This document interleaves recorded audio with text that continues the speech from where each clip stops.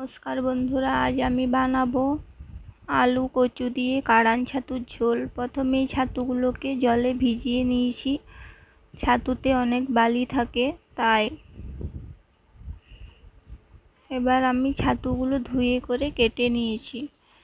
আর আলু কচু কেটে নিয়েছি। এবার আমি আলু কচু সেদ্ধ করে নেব।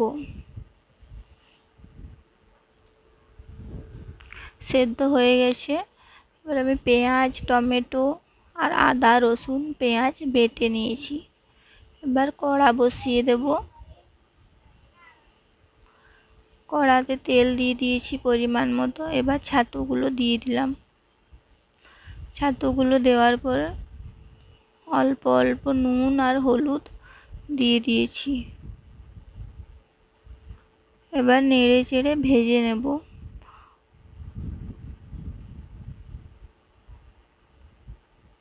আর আমার ভিডিও ভালো লাগলে অবশ্যই চ্যানেলটি সাবস্ক্রাইব করে পাশে থাকবেন। ছাতুগুলো ভাজা হয়ে গেছে, এবার নামিয়ে নেব। এবার ওই কড়াতের মধ্যেই তেল দিয়ে দিয়েছি। এবার দিলাম তেজপাতা আর গোটা জিরে। এবার দিয়ে দেব পেঁয়াজ।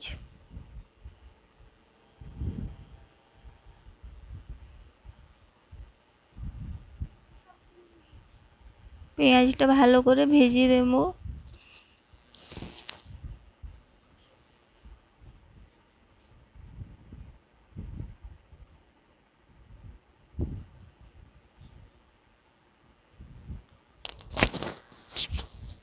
আমার পেঁয়াজ ভাজা হয়ে গেছে। এবার মশলা দিয়ে দেব। মশলার মধ্যে জিরে গুঁড়ো, ধনে গুঁড়ো, লঙ্কা গুঁড়ো আর অল্পখানি মিট মশলা দিয়ে দিয়েছিলাম, হলুদ গুঁড়ো। এবার মশলাটা ভালো করে কষিয়ে নেব।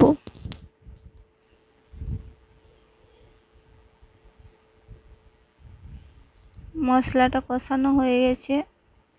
এবার ভেজে রাখা ছাতুগুলো এর মধ্যে দিয়ে আবারও একটু ভালো করে কষিয়ে নেব।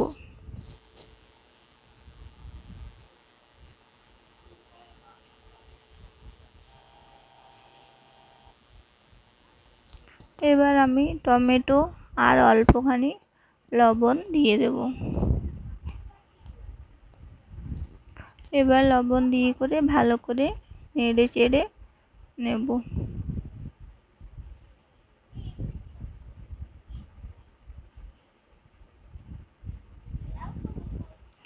এবার আমি দিয়ে দেব সেদ্ধ করা আলু আর কচু। এবারও ভালো করে নেড়ে চেড়ে কষিয়ে নেব। দিয়ে দেব পরিমাণ মতো জল।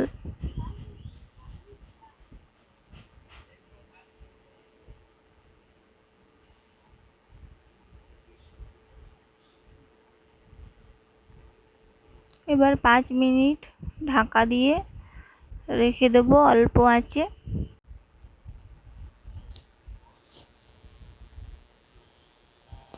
এবার ঝোলটা ফুটছে দেখুন। এবার এটা হয়ে গেছে। এবার আমি নামিয়ে নেব। রেসিপিটি ভালো লাগলে লাইক করবেন।